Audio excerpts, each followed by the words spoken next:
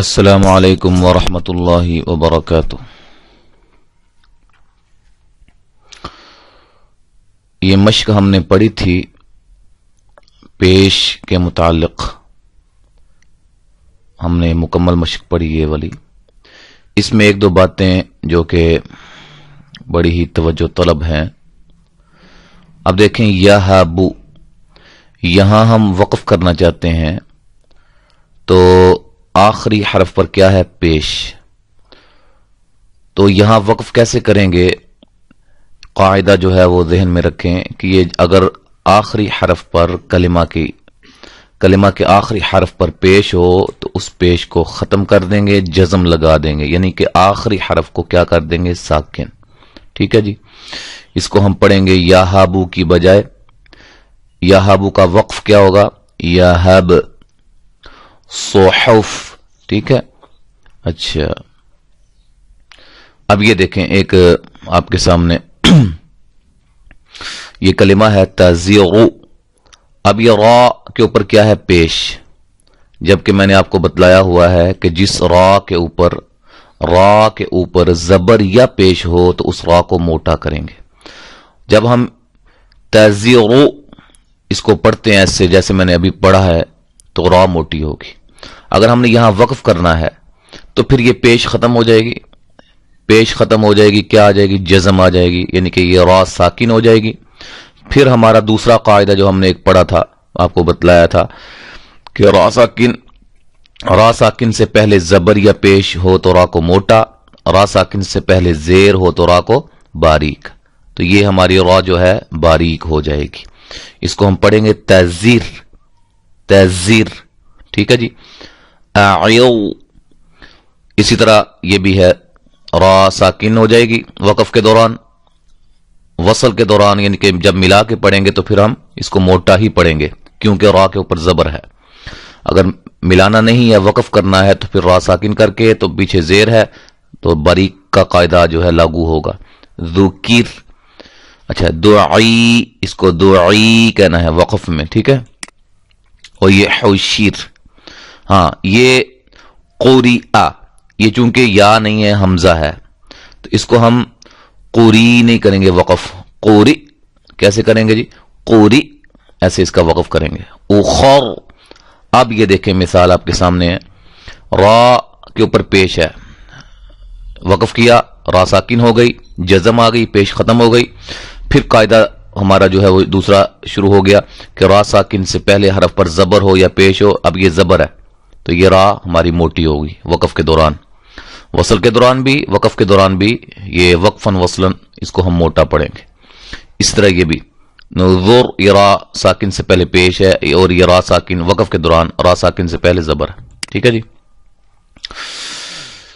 مزید وضاحت، ذکر، حشر، قدر اور تزیغ وغیرہ میں را وقف کی صورت میں باریک اور وصل کی صورت میں، اچھا یہ آپ کو میں بتا چکا ہوں، یہ بھی آپ نے پڑھ لیا ہے۔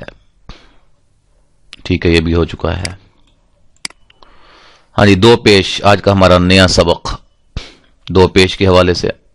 دو پیش یہ اس طرح کی پیشیں ہوتی ہیں، عربی جو قرآن مجید ہیں، عربی رسم الخط جو سعودی عرب میں چھپتے ہیں، اس کی پیش رت کچھ اور طریقے سے ہوتی ہیں، وہ بھی آپ قرآن مجید سے دیکھ سکتے ہیں۔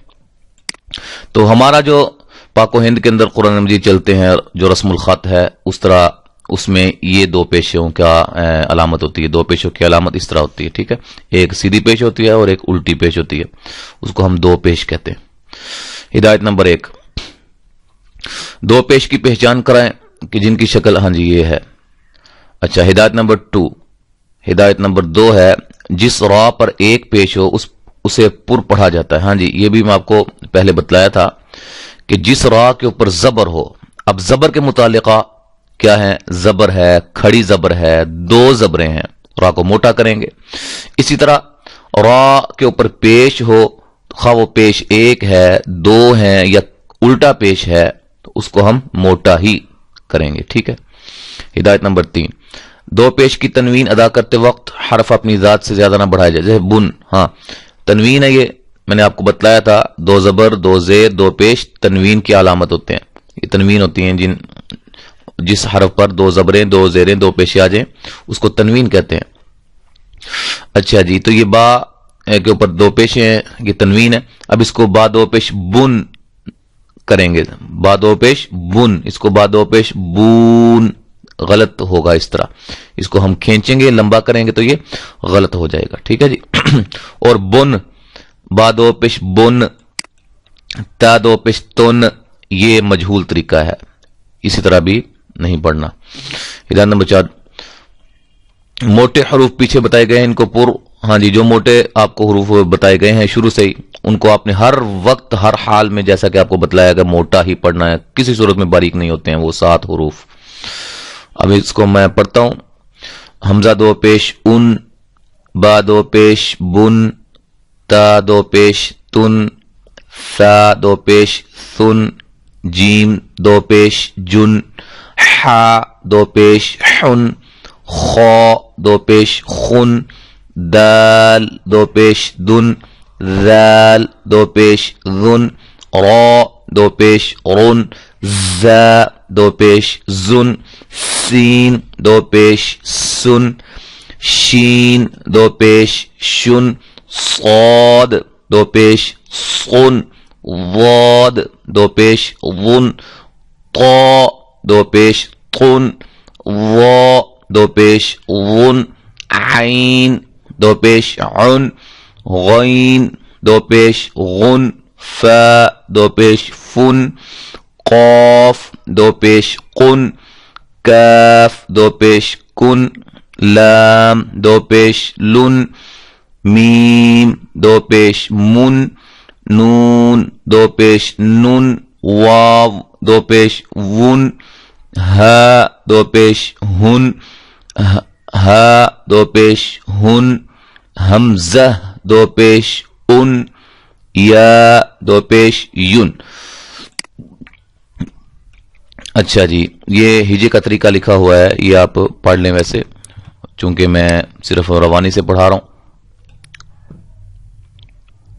اچھا جی، بعض کلمات میں کچھ حروف موٹے اور کچھ باریک پڑے جاتے ہیں، جیسے غلالن، اب میں وا پر ہے اور لام باریک ہے۔ یہ دیکھیں، انہوں نے یہ بتلایا ہے کہ یہ دیکھیں، یہ ایک کلمہ ہے، اس میں یہ وا موٹے حروف میں سے ہے اور لام باریک ہے۔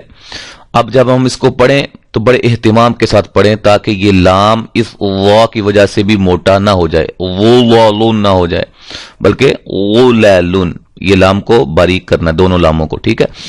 اور اسی طرح جو ہے یہ خا ہے، موٹا ہے، شین اور با باریک ہے، ان کو ہم نے خا کو موٹا کر کے اور شین با کو باریک، یہ نہ ہو کہ دونوں یہ بھی اس کے ساتھ موٹے ہو جائیں۔